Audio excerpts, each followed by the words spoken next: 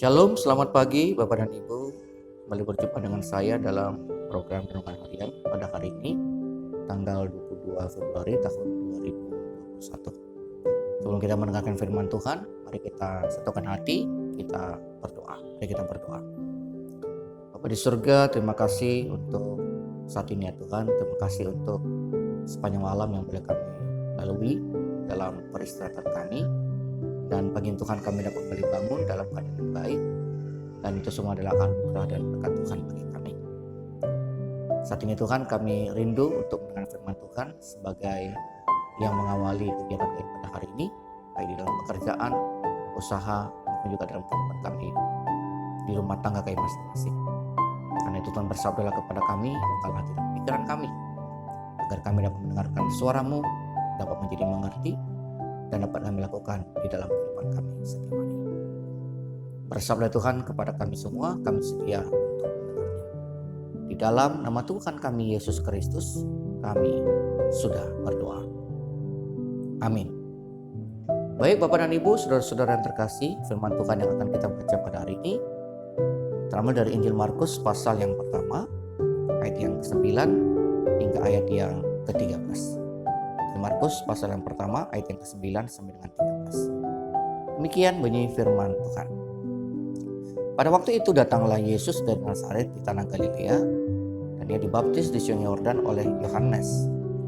Pada saat dia keluar dari air, ia melihat langit terkoyak dan roh seperti burung merpati turun ke atasnya. Lalu terdengarlah suara dari sorga, "Engkaulah anakku yang kukasihi, kepadamulah aku berkenan." Segera sesudah itu roh memimpin dia ke padang gurun. Di padang gurun itu ia tinggal 40 hari lamanya, dicobai oleh iblis. Ia berada di sana di antara binatang-binatang liar, dan malaikat-malaikat melayani dia. Baik, demikian jauh pembacaan firman Tuhan. Yang berbahagia adalah kita semua tidak hanya mendengarkan, tetapi yang juga melakukannya di dalam kehidupan kita setiap hari. Bapak dan Ibu, saudara-saudara yang terkasih, saya berikan tema dalam renungan pada pagi ini, yaitu perjanjian Allah yang menyelamatkan. Perjanjian Allah yang menyelamatkan. Kalau bicara tentang perjanjian, maka itu adalah hal yang pasti sering kita lakukan di dalam kehidupan kita sebagai manusia. Bahkan mungkin kerap sekali kita berjanji kepada seorang, apakah itu istri, suami, anak-anak, mertua, saudara, keluarga, teman, tetangga, dan sebagainya. Ada juga macam-macam janji yang kita buat. Janji bertemu, janji melakukan, janji untuk datang, dan janji untuk melakukan sesuatu kegiatan, dan lain sebagainya. Tentu saja yang namanya perjanjian itu berarti sesuatu yang harusnya kita tepati. Karena sudah kita sepakati dan sudah kita setujui untuk kita lakukan. Jadi definisi perjanjian tentu saja adalah persetujuan antara kedua belah pihak, dan mereka terikat satu sama lain, dan mereka wajib melaksanakan apa yang menjadi isi perjanjian tersebut. Lalu pertanyaan sekarang adalah, bagaimana kalau ada seorang yang tidak berjanji atau tidak menepati janjinya? Bagaimana dengan orang yang mengingkari janji? Tentulah ia tidak lagi mendapatkan kepercayaan. Kalau kita mengingkari janji kepada seorang, maka orang itu tidak akan lagi percaya kepada kita.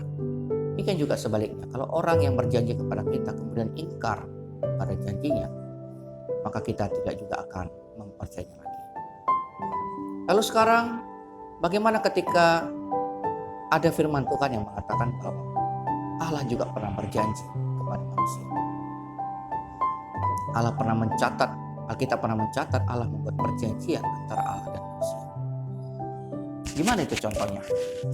Kita bisa lihat dari Kejadian pasal yang ke-9, ketika Tuhan berjanji kepada Nuh dan keluarganya, ia tidak akan lagi memusnahkan atau membinasakan manusia seperti yang dilakukan sebelumnya pada peristiwa itu. Dan sebagai tandanya Allah meletakkan busur yang kita sering kenalnya dengan pelangi di langit. Busur adalah tanda bahwa Allah meletakkan atau berdamai dengan manusia. Dan itulah yang menjadi simbol dari busur yang menjadi makna dari perjanjian tersebut. Apakah Allah pernah mengingkari janji tersebut?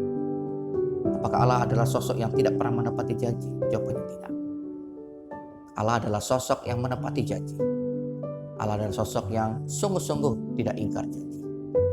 Karena terbukti sampai pada hari ini, Ia tidak pernah lagi membinasakan manusia. Lalu dalam perjanjian baru kemudian, apa yang menjadi hal yang sama dengan itu?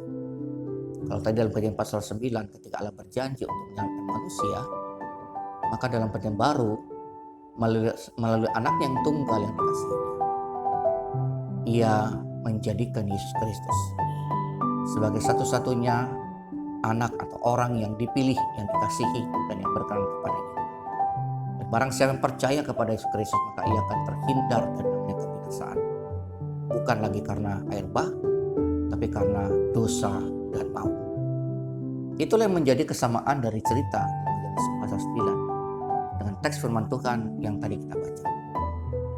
Akan lebih tegas lagi dalam Injil Markus pasal yang pertama ayat yang ke-11 tadi, menyatakan Tuhan menyatakan, ada suara dari langit menyatakan bahwa inilah anakku yang kukasihi, kepadanya lah aku berkenan. Ini adalah sebuah pernyataan dari Tuhan yang telah memilih dan menetapkan Yesus Kristus sebagai anak yang dikasihi dan yang berkenan kepadanya. Intinya adalah setiap orang yang mau percaya kepada Yesus Kristus, maka ia terikat pada perjanjian. Allah tidak akan memusnahkan manusia. Dan melalui keturunan Nuh pada saat itu, ia akan terus memelihara dunia dengan seluruh isinya termasuk manusia. Dan begitu juga dengan sosok Tuhan kita Yesus Kristus. Barang siapa yang percaya kepadanya, maka ia tidak akan binasa. Ia akan hidup kekal selama-lamanya sampai nanti Tuhan menjemput kita masing-masing di dalam kemuliaan di surga. Itulah janji Allah kepada kita. Itulah janji yang kita pegang sebagai sebuah pengharapan bagi orang Kristen. Terutama Bapak dan Ibu terkasih, hal yang sangat penting untuk kita pegang dan kita masih menjalani masa-masa pandemi COVID-19. Ada banyak tantangan di dalam kehidupan kita. Ada banyak hal yang saat ini mungkin mengguncang iman percaya kita. Tapi percayalah Bapak dan Ibu terkasih, perjanjian dan keselamatan yang Tuhan berikan itu menjadi tujuan kita, yang membuat kita mampu terus bertahan, mampu terus termotivasi, mampu terus bersemangat untuk bertahan di dalam apapun keadaan kita pada saat ini. Mari kita tetap bertahan di dalam pengharapan itu. Mari kita tetap percaya bahwa Allah yang berjanji itu akan tetap menolong dan menyelamatkan kita. Selamat menjalani hari ini. Selamat terus berpengharapan di dalam Tuhan. Percayalah, perjanjian Tuhan itu menyelamatkan kita.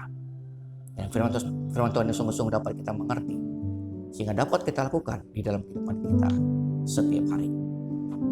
Amin. Kita kembali bersatu di dalam doa. Bapa di surga, terima kasih untuk firman Tuhan yang telah kami dengarkan. Kami percaya Tuhan yang telah berkata-kata di tengah-tengah kami. Berkati kami Tuhan agar dapat kembali melakukan firman ini dalam kehidupan kami. Berkati kami juga semuanya pada hari ini. Berkati pekerjaan yang kami lakukan. Berkati segala usaha yang kami kerjakan. Berkati juga kami semua dimanapun kami berada. Kami dan juga seluruh anggota keluarga kami. Berkati saudara kami yang sedang berjuang di dalam bertahan dari sakit penyakit. Pulihkan dan sembuhkan mereka. Inilah Bapa doa dan syukur kami Tuhan kepadamu. Hanya di dalam nama Tuhan kami Yesus Kristus kami berdoa dan bersyukur kepadamu. Amin. Shalom Bapak Ibu, selamat pagi, Tuhan memberkati kita semua.